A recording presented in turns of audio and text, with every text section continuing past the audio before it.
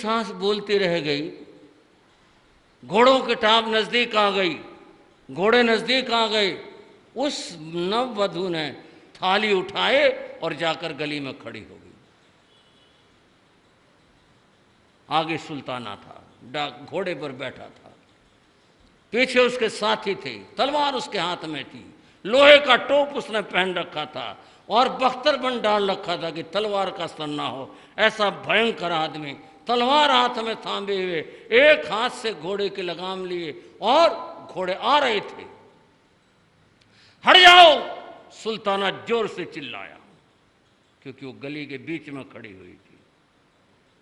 और वह नववधु बोली, मैं नहीं हटूंगी, सुल्ताना तो मेरा भाई है।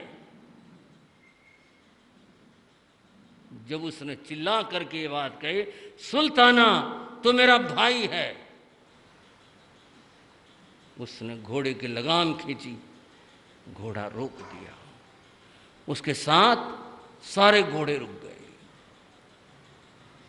उसने पहली बार सुना कोई स्त्री उसे भाई कहकर पुकार रही थी।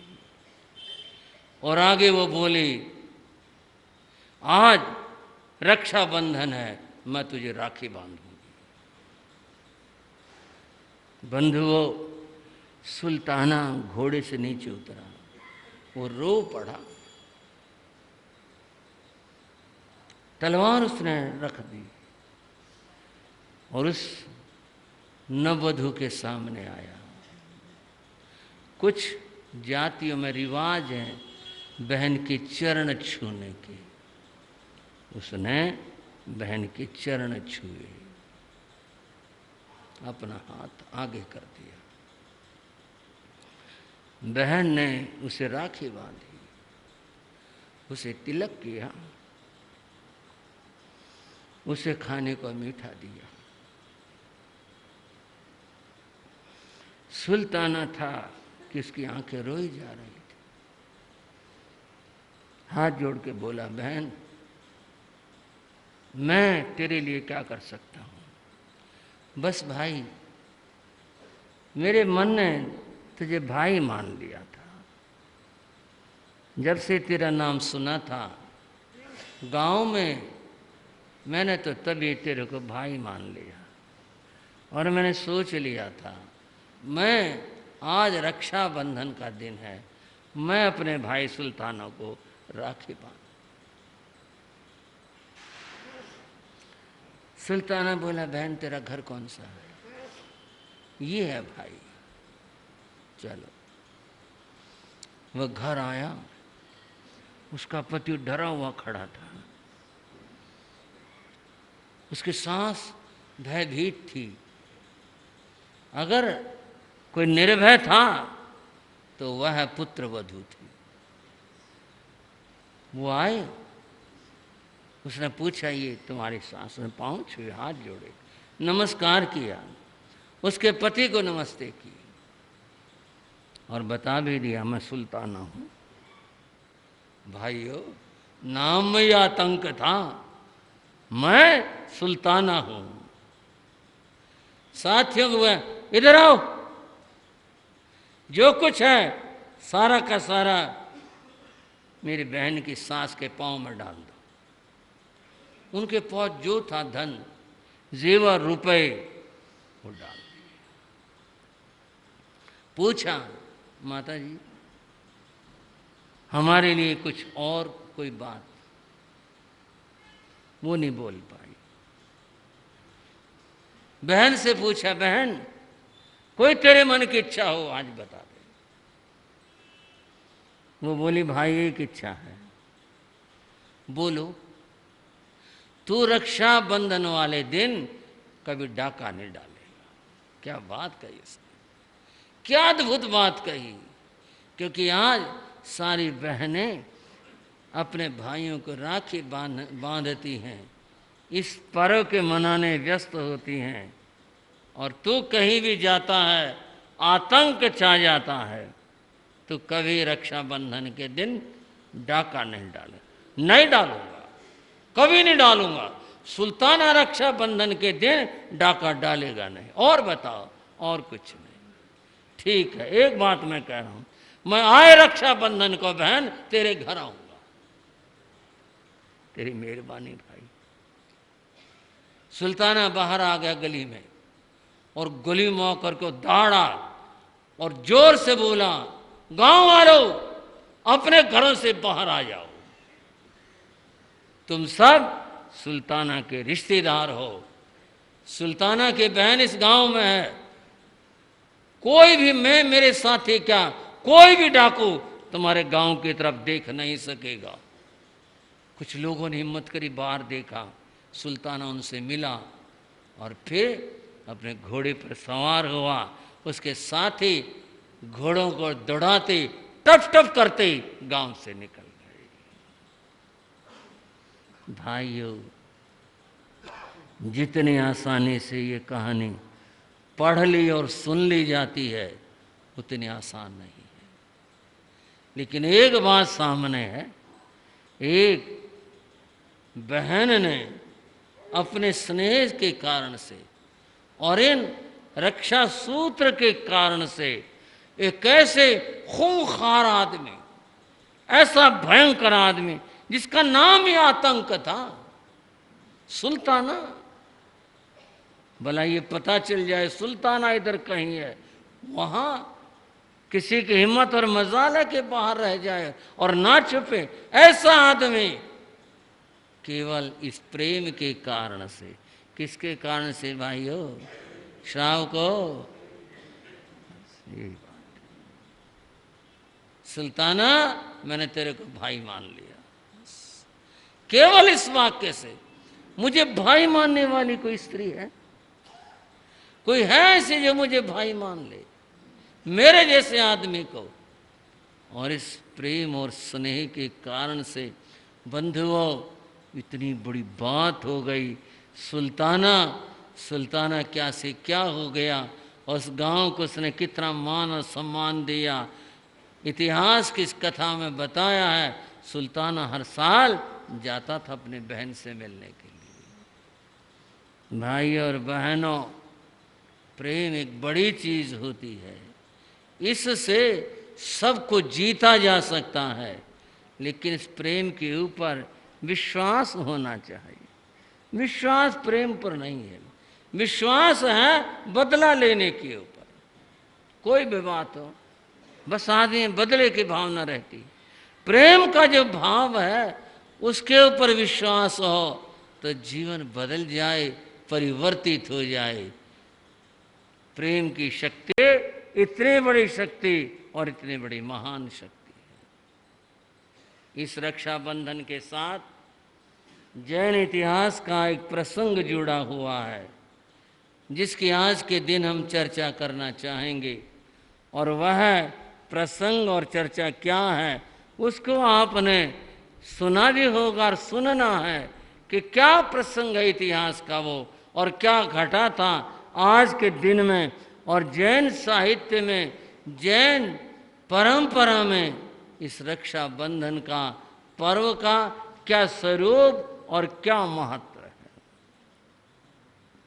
बंधुओं, कथा हस्तिनापुर की है। हस्तिनापुर बड़ा ऐतिहासिक नगर है, यहां बहुत कुछ घटा। महाभारत के अंदर तो ये है ही हस्तिनापुर, उससे पहले भी अनेक घटनाएं हस्तिनापुर से जुड़ी हुई हैं। हस्तिनापुर के अंदर एक राजा जिनका नाम पद्मरथ था, वो राज्य करते थे। उनके दो पुत्र थे, एक का नाम विष्णु कुमार था, दूसरे बेटे का नाम महापद्म था। दोनों बड़े योग्य थे, दोनों बेटे युवा हो गए। राजा अपने योग्य पुत्रों को देखता, बेटे बड़े हो गए, योग्य हो गए। जो भी एक पिता की भावनाएं होती हैं वो सब उसके मन में भी आती थी। एक दिन पद्मरथ राजा स्नान करके अपनी शोभा बनाने के लिए दर्पण के सामने जाकर खड़े हुए और केश विन्यास करने लगे। केश विन्यास करते हुए उन्होंने देखा बालों में एक सफेद बाल दिखाई दिया। उन्होंने उसको अलग से किया, देखा सफेद बाल आ गया। लो जी, वो एक बाल ही उनके लिए चिंतन का विषय बन गया। आपको महाराज रहन रहन पुरानी बातों को, आज तो छोटे छोटे बच्चे के भी सफ़ेद बाल आ जाते हैं। पहले कहा करते थे भाई सफ़ेद बाल एक आ गया तो ये तो एक सूचना होगी आगे के लिए कि भाई जीवन जो है अब वो बहुत तेज़ी के साथ व्यतीत होने लग रहा, पुरानी बातें हो गई। आप पुराने मानो नहीं मानो, कथा यही है कि एक श्वेत बाल को देख करके राजा पद्मरथ के मन के अंदर वैराग्य भाव जा, और उसने अपने मन में कहा अब मुझे जो करना वो कर लेना चाहिए। उसका निश्चय हुआ कि मैं संयम लेकर आत्म कल्याण कर लूं। तब उसने दोनों पुत्रों को बुलाया, मंत्री परिषद को बुलाया और बुलाकर अपना निश्चय बताया कि मैं दीक्षा लेना चाहता हूं और ये मेरे दो पुत्र हैं। जैसी परंपरा है बड़े बेटे को मैं राज्य देना चाह रहा हूँ और छोटे को मैं युवराज बनाना चाह रहा हूँ। अब हस्तिनापुर राज्य की व्यवस्थाएं ये देखेंगे। पिताश्री, मैं कुछ निवेदन करना चाहता हूँ। विष्णु कुमार खड़े हुए, कहो बेटा क्या बात है? आप राज्य क्यों छोड़ रहे हो? नश्वर जानकर? तो फिर आप ये नश्वरता मेरे क्यों चिपका रहे हो? आप मुझे शाश्वत राज्य दो, मैं शाश्वत जीवन जीऊं और ये राज्य भी शाश्वत हो, ऐसा राज्य दो। इसका लेके मैं क्या करूंगा? अरे बेटा तो बहुत ऊंची बात करने लगा। दुनिया की परंपरा भी निभानी पड़ती है। देखो, राज्य चलाना, प्रजा की रक्षा करनी है, पालन पोषण करना। बेटा कोई बात नहीं, तुम इसे संभालो। और सुनो बेटा, मैं दीक्षा लूंगा, जब कभी समय आएगा तुमने जो करना हो कर लेना। नहीं पिताजी, कल का कोई भरोसा नहीं है, मैं आपके साथ दीक्षा लूंगा। विष्णु कुमार को राजा ने समझाया, मंत्रियों ने समझाया, सबने कहा, परंतु विष्णु कुमार नहीं माने और उन्होंने अपने पिता के साथ दीक्षा ले ली। छोटा जो बेटा था महापद में, उसको राज्य सौंप दिया गया। वह हस्तिनापुर के राजा बने, राज्य चलाने लगे। जैसा होता है राजा लोग अपनी व्यवस्थाएं देखने लगे, इस तरह राज्य का संचालन होने लगा। उनके समय में, जबकि ये घटना और बात है, उनके समय में उज्जैनी नाम की एक नगरी थी। एक और नगर की बात कर रहे हैं, उसका नाम उज्जैनी था। उज्जैनी में श्री धर्म नाम का राजा राज्य करता था। क्या नाम लिया? श्री धर्म। श्री धर्म नाम का राजा राज्य करता था। उसके 4 मंत्री थे। बहुत मंत्री हो जाते हैं, मंत्री परिषद होती है राजाओं की। श्री धर्म के 4 मंत्री थे, बलि, बृहस्पति, नमूचे और प्रहलाद। ये 4 मंत्री थे। ये नाम वैदिक परंपरा में भी आते हैं। वहाँ भी जो कथा, उसमें ये 4 नाम आते हैं। यहाँ भी ये नाम आए हैं। अब हमने इस बात से तो क्या लेना, वहाँ कैसे यहाँ कैसे आए हैं नाम, बस कथा का एक हिस्सा है। ये 4 मंत्री थे श्री धर्म राजा के। जहाँ तक बुद्धि की बात है, बहुत बुद्धिमान थे। इन्होंने अपने राज्य की व्यवस्था ऐसे बना रखी थी, कोई शत्रु पांव नहीं रख सकता था, ऐसी व्यवस्था बना रखी थी। पर बुद्धिमान तो थे, ये तो बात है। पर दूसरी बात, ये नास्तिक थे। कैसे? धर्म कर्म में विश्वास नहीं था इनका। ये तो धर्मात्मा लोगों को देख करके खींच जाया करते, क्यों ये ढोंग और पाखंड बना रखा है, क्यों ये हो रहा है। वो तो कोशिश करते थे हटवा दो इनको। ऐसी उनकी मति थी, ऐसी उनकी बुद्धि थी।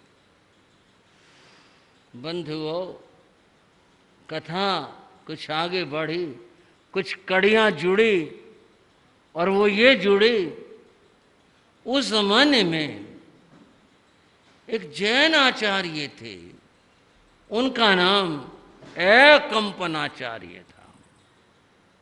विख्यात थे अपने समय के। एकंपनाचार्य के 700 शिष्य थे। पुण्यवान आचार्य रहे होंगे। 700 शिष्य, इतने सारे शिष्य जो उनके निर्देशन में अपने संयम की आराधना करते थे, इतनी बड़ी संख्या थी उनकी। कुछ आचार्य ने निर्देश दिया था कि वे सब संत विचरण करते हुए उज्जैनी आ जाना, और वहाँ से फिर जिसका जिधर चतुर्मास या जिसका जिस तरफ जैसा होगा उस तरफ से हमने व्यवस्थाएं बनानी है संतों के लिए, वहाँ जाना। वहाँ पहुँच गए सारे साधु। उज्जैनी में बड़े धार्मिक लोग,